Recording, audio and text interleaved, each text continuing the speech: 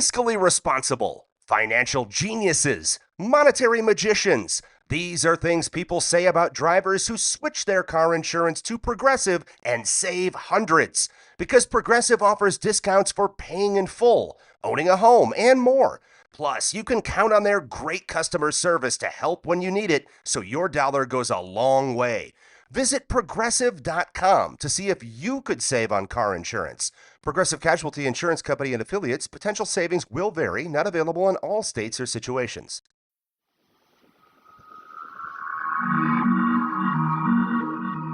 I'm Laurah Norton, and this is One Strange Thing, the show where we search the nation's news archives for stories that can't quite be explained.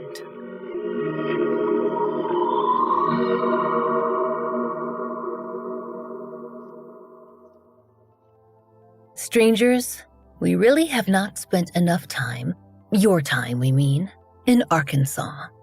It's a great place for people like us who know that the Ozarks have a way of hiding things. Tucked away in hollows and hills, you'll come upon all kinds of tales worth an episode. Weird creatures, clear springs that heal wounds, decaying mansions sitting in the middle of nowhere, abandoned towns, and lots of cursed things. And the ghosts. Oh, there are so many ghosts. And the hauntings, they aren't always what you might expect. The Ozarks are a wide and varied place, and they're home to all kinds of wonders, not just of the natural sort. Explore long enough, and you're apt to stumble upon human-made luxury designed to appeal to a tourist elite. But that doesn't mean that such sights aren't, spooky. One of those places is the beautiful Crescent Hotel, nestled on West Mountain in Eureka Springs, in the Ozarks. The property's official website explains that it was constructed in 1886, and it is a breathtaking limestone affair built by Irish stonemasons and perched above what's described as, quote, a Victorian village, aka Eureka Springs. It's the perfect place for late 19th century elites to relax and restore, particularly because the area was known for the purported healing power of its natural springs. Thus, the name. Got it? Great. Moving on. Any hotel that has stood for more than 100 years and is as grand as the Crescent is bound to have stories of a haunting or three. But this one? They don't just have a ghost tour. There's enough activity to employ a full-time ghost tour manager. We've encountered more than one hotel that bills the property as America's Most Haunted. In fact, we've probably told you about them here. And the Crescent? It's no exception. Its ghost tour page promises encounters with spirits throughout the building, like a flirtatious Irish stonemason who romances the guests, which is, either weird or maybe a bonus, depending on how much time you spend on Book Talk. And if that's not your speed, you can also check out the ghost who's forever searching for their room key, which we can relate to, or the ghost child who's said to bounce a ball up and down the halls. And there's also a misty and lovelorn girl who's said to throw herself from a balcony every so often. These stories are part of the hotel's charm. Maybe not the last one so much, but you get the idea. People like their properties to be a little haunted, as long as the towels are fluffy and the views are picturesque. A comfy kind of haunting, you might say. But if you dig a little, we'll just say there are layers to the history of the Crescent Hotel that aren't printed up in the tourist guides. We'll get to that eventually. The hotel hasn't always just been a hotel. For instance, it's been a good 20 years doing double duty as an upscale women's boarding school.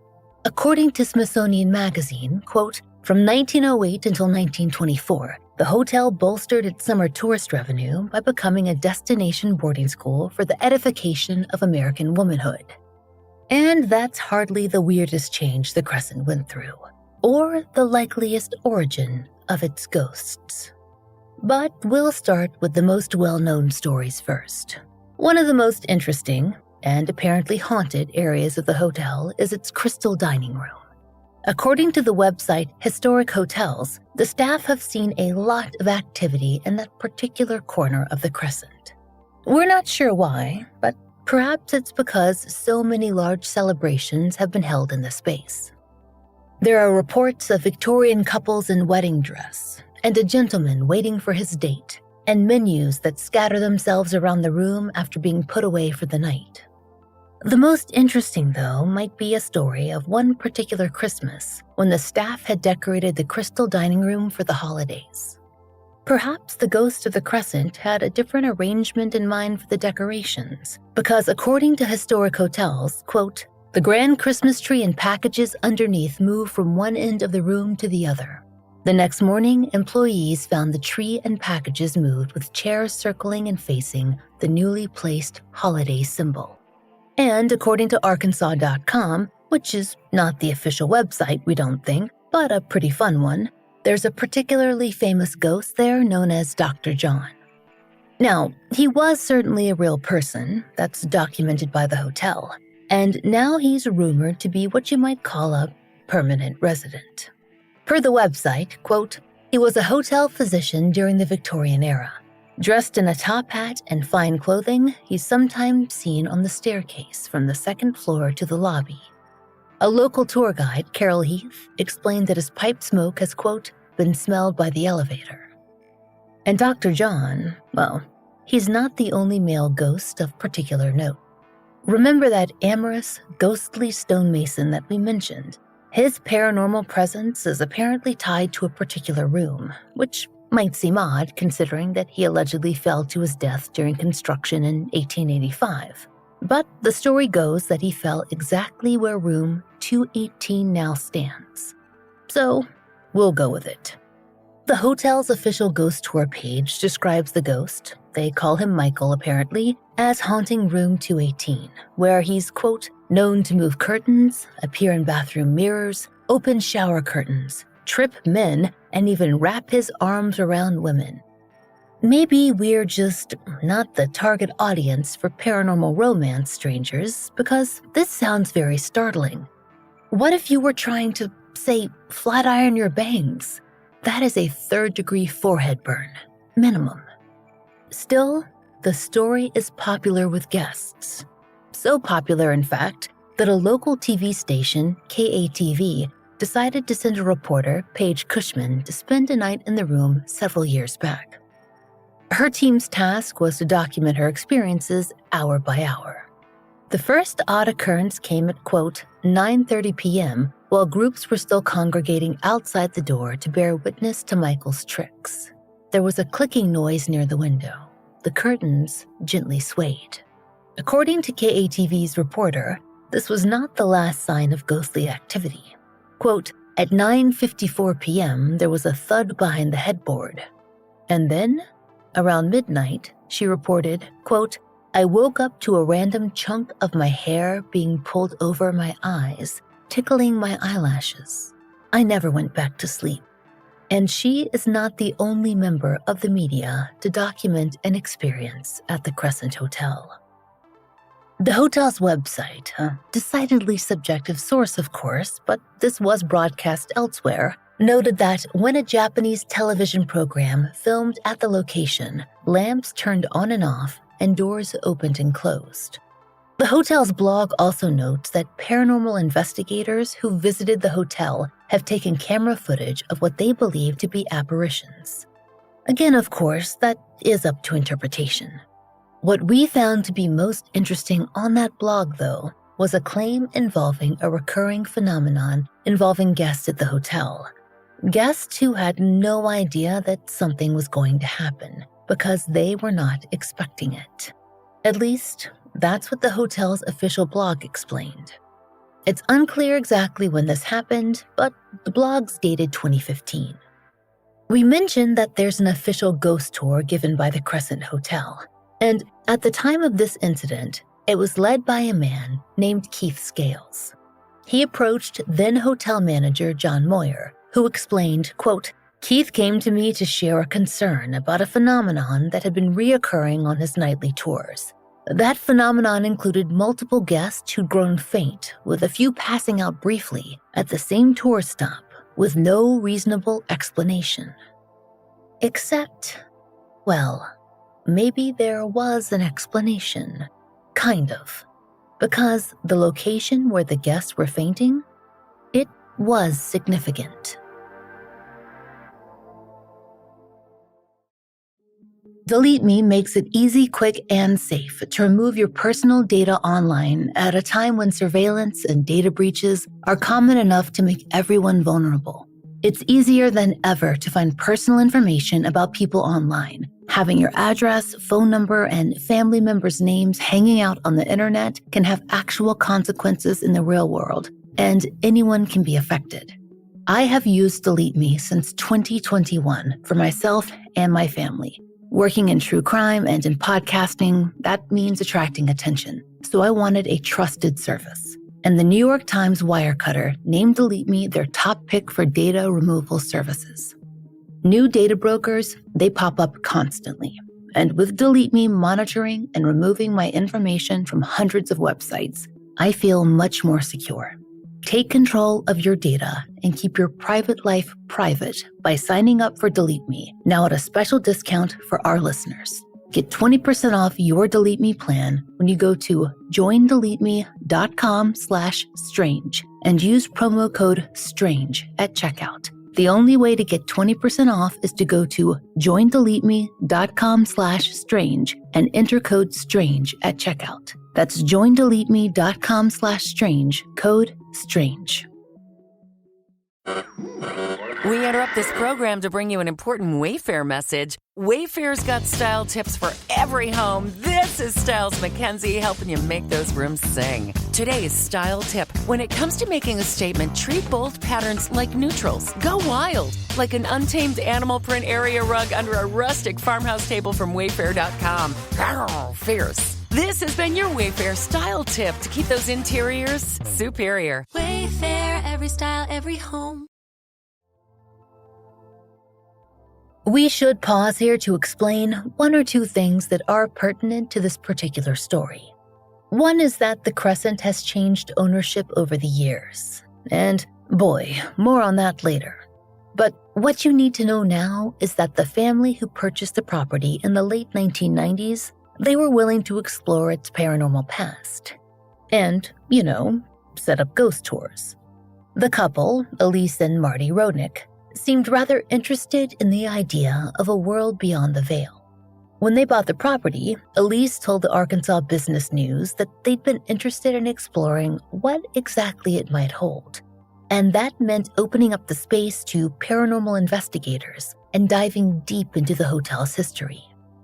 But the owners were also willing to go even a little further. According to the publication, this included hiring two, quote, certified mediums to explore the property. One of those mediums was Carol Heath, the same man we mentioned earlier who was doing ghost tours at some point for the hotel. We do find this somewhat confusing, honestly. How are mediums certified? Do they normally run ghost tours? Heath's name comes up a few times over the years, mostly in reference to TV programs shot at the hotel, and we still can't work it all out. But based on online discussions from Eureka locals who actually know or knew Carol Heath, he comes across as an absolute delight. So we will not concern ourselves with the fine details. What we will concern ourselves with is what the Business Insider tells us was discovered during the psychic exploration of the building, and how it all ties back into that story we began before the break. You'll recall those fainting guests on the tours. Well, apparently, they had a pretty good reason to be feeling poorly. They were walking right over a portal to the other side. Like the, other side. Remember the hotel manager, John Moyer? Well, according to the hotel's official blog, he was the one who'd been approached by tour manager Keith Scales about all the fainting guests.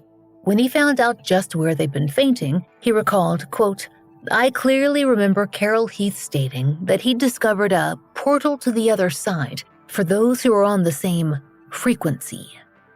Now, again, we're going to let that one go because, well, this seems like fun. And generally, we would be pretty skeptical of portals to other dimensions. If there were many of those hanging around, we feel sure that someone would have found a way to slip through them and live stream or erect several Dollar Generals. But people repeatedly fainting in the same spot, at the very least, that should be a concern, yes? And Ghost Tour manager Keith Scales, he was concerned. However, according to the hotel's official blog, he was trying to figure out what, besides perhaps a portal to the underworld/spirit realm, might be causing his guests to faint. It was probably, at the least, getting his tours pretty behind schedule, and he was skeptical too. He stated that the property is, quote, super cautious about accepting events as supernatural.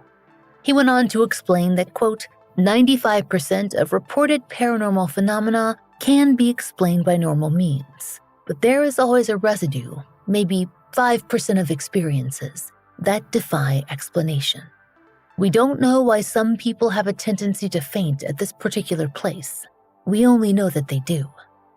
So, when they explored that spot a little farther, strangers, they didn't find evidence of a portal. They did, however, discover that it sat right above a specific and unusual feature of the Crescent Hotel, quote, directly above the morgue, located in the bottom level. Now, if you're wondering if most hotels have their own morgues, no. At least we hope that they don't. Not even in Victorian times. But remember what we told you about the Crescent having an interesting history. It's time we got to that. It's one that they spend a bit less time on in their historical guides. Now, they don't skip it, of course, but when we did some outside digging, we uncovered quite a bit more. The Crescent Hotel, it did need a morgue, and that's because for a few years in the late 1930s, it was not operating as a hotel at all. The Crescent had been welcoming wealthy guests for over 50 years when, in 1937, everything changed. The Madison County Record reported a property sale that would transform the luxury resort. The paper wrote that August that the hotel had been purchased by a businessman named Norman Baker, who planned to reopen it not as a hotel, but as a medical facility. The record noted that the hotel, quote, had been closed for remodeling and would reopen as the Baker Resort. Though Baker was not planning your typical mountain getaway. The paper explained that the building would serve as, quote, the main office for the chain of Baker hospitals and clinics. He had apparently opened them across several countries. So, that's why there was a morgue in the basement. For a few years, the Crescent wasn't hosting wealthy tourists. It was operating as a hospital. And at hospitals, well, people do die. But who was Norman Baker? Well, he wasn't just some random entrepreneur.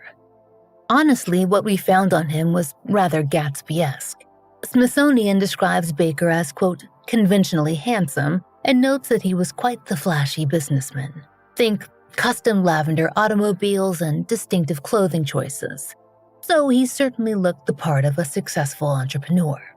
The Madison County Record noted that Baker had been running an international network of hospitals and clinics for years, and that does suggest someone with serious resources and experience. Apparently, he also had his own radio station, KTNT, that, per Smithsonian Magazine, broadcast across the Midwest. We assume this was a big help in promoting his treatments. And what were those treatments? Well, Baker claimed to have developed something called Formula 5, which Smithsonian Magazine explains consisted of, quote, alcohol, glycerol, carbolic acid, ground watermelon seed, corn silk, and clover leaves. Now, that might sound questionable to us today, but this was the 1930s, and he was promoting cancer treatment, and it was a time when options were limited. For desperate families facing a death sentence, Baker's promises and his hospitals, they were compelling. On the surface, it all seems, well, dubious, if well-funded. But Baker was a compelling figure. And with all those hospitals and all that funding, it took a while for things to catch up with him. Time the patients at the Crescent they just didn't have. As we said, Baker had been running similar operations for years, and by 1938, his promotional claims, well, they'd begun attracting the attention of federal authorities. The Journal Advance wrote that Arkansas Congressman Fuller was calling for a federal investigation of Baker's operation and said that he was, quote, motivated solely by desire to get to the truth of the claims, one way or the other. And once investigators started looking into what was actually happening at Baker's Eureka Springs facility, well, they didn't like what they found. According to Smithsonian Magazine, medical examinations at Baker's facility, quote, consisted of palpitating patients and pinching them and looking at them. And Baker's facilities didn't contain any microscopes. It was hardly cutting-edge science in the 1930s when other doctors were introducing antibiotics and improving anesthesia techniques. And his dubious-sounding Miracle Formula 5. It won't surprise you to hear that Smithsonian Magazine noted that it, quote, does nothing, as in it was quack medicine. But Baker was still pulling in massive profits. The Madison County Record revealed in 1939 that his operation was generating, quote, an annual income of approximately $500,000. Now, in 2026 money, that's roughly $11.6 million. By 1939, federal authorities had built their case. The Hope Star reported that September that Baker and several associates had been indicted by a federal grand jury on charges of mail fraud. The trial began in 1940, and that's when the truth about Norman Baker finally came out. The newspaper coverage from the time reveals just how dark his operation really was. At his trial, a former employee named Emin Bunker took the stand and provided some pretty damning testimony about Baker's real attitudes towards his patients. The Hope Star reported that Bunker testified Baker had told him he expected to, quote, make $1 million in a year's time from his cancer operation. But it was what came next that really exposed Baker's character. Per the Hope Star, this exchange during Bunker's testimony occurred. Did he use the term suckers? Bunker testified, yeah, he said suckers. So, there you have it. Norman Baker, this flashy, Gatsby-esque businessman with his international medical network, had been calling desperate cancer patients suckers while he profited millions from their suffering. Per the Daily World, Baker was ultimately sentenced to, quote, 4 years in prison plus a $4,000 fine for the use of mails to defraud. His operation at the Crescent was shut down, and the hotel eventually went back to being, well, a hotel. But that morgue in the basement, it existed, and it made its presence felt. And maybe that explains why those ghost tour guests kept fainting right above it.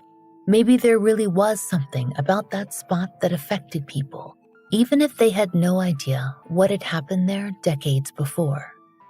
For years, that's where the story might have ended. The Crescent went back to hosting tourists and ghost tours. Baker became a footnote in medical fraud history. And that morgue, well, it slipped into the paranormal mythos surrounding the hotel. The story was over. Or it might have been, except for one strange thing.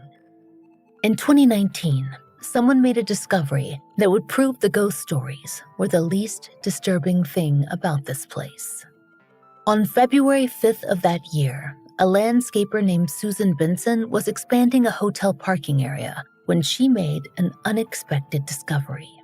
A post from the Crescent's official blog describes how Benson discovered that, quote, there in that first scoop of dirt were a couple of strange medical-looking bottles. Ghost tour manager Keith Scales was called to examine the find, and hotel documentation explains that when Scales arrived, he immediately recognized the significance. The bottles were, quote, identical to those that appeared on an advertising poster from the late Norman Baker. As they continued searching through the newly turned earth, they found more bottles, including, quote, one of which contained something floating in a nearly clear liquid. Based on Baker's promotional materials, the contents appeared to be tumor specimens that he had used to advertise his supposed surgical successes. The Arkansas Archaeological Survey was called in to conduct a formal excavation, and the hotel's blog noted that, quote, more than 500 bottles were excavated during that dig. In 2022, 5 News Online reported that, quote, a paranormal researcher named Larry Flaxman, with the help of surgical pathologist Dr. Charles Matthew Quick with UAMS, recently identified the samples found in the bottles unearthed in 2019, and have now revealed that they contained human tissue from some of Baker's patients. Not a surprise, really, but certainly a grotesque confirmation. According to the hotel's blog, since those bottles' discovery, there have been more reports of activity in the morgue area. And whether or not you believe in ghosts, there's something unsettling about the idea of Baker's victims still trying to get someone's attention after all these years. It's certainly a more macabre story than Victorian ghosts who like to rearrange Christmas presents, or an Irish apparition who insists on getting handsy, or a spectral doctor who can't quite stop practicing his craft. There are reports, of course, of paranormal activity related to the hotel's hospital days, nurses pushing gurneys and patients wandering the halls. But sometimes we think it's less about what you see and more about what you feel. And places where bad things happen, where desperate patients were promised hope and were sold a lie and were turned for a profit, we feel like that has to have left a mark. We often say that we love old buildings for their feeling of history, of being immersed in it and connecting with it. But maybe that carries a weight we don't always expect and we're not always ready for. That's not to say that places like the Crescent Hotel are only haunted by the bad things. It's one of the most gorgeous buildings that we have ever seen in this wide and wonderful country, and we bet there are 1,000 happy memories that have drifted into those limestone walls too. But maybe Carol Heath, psychic medium and ghost tour operator, wasn't so off about that portal to the other side after all, especially if we don't take the concept so literally. If a place can connect us to the past and what people felt there, and to humanity, isn't that, in fact, strangers, a real bridge between worlds? We hope you'll join us next time for another real-life story from the fine print of America's local papers, from the lives of regular people, just like you and me, except for one strange thing. One Strange Thing is an independent podcast. To support the show and to hear more of the entirely true and enticingly peculiar, you can check out our premium offerings. If you'd like to subscribe on Apple Premium, you'll get both premium and ad-free and early access episodes, along with ad-free and early access to our other podcast, The Fall Line. If you subscribe on Patreon, you'll find ad-free early releases of our regular episodes, a monthly full-length bonus episode, giveaways, and blog posts. We hope you'll check out one of these options and support the show. There's a link in the show notes.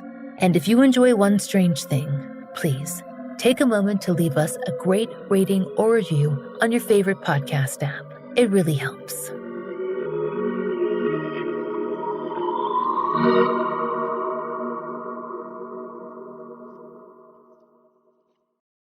With so many options, why choose Arizona State University? For me, the only online option was ASU because of the quality. Their faculty was really involved with their students and care about your personal journey. The dedication to my personal development from my professors, that's been extremely valuable to me. Earn your degree from the nation's most innovative university. Online. That's a degree better. Explore more than 350 plus undergraduate, graduate, and certificate programs at asuonline.asu.edu.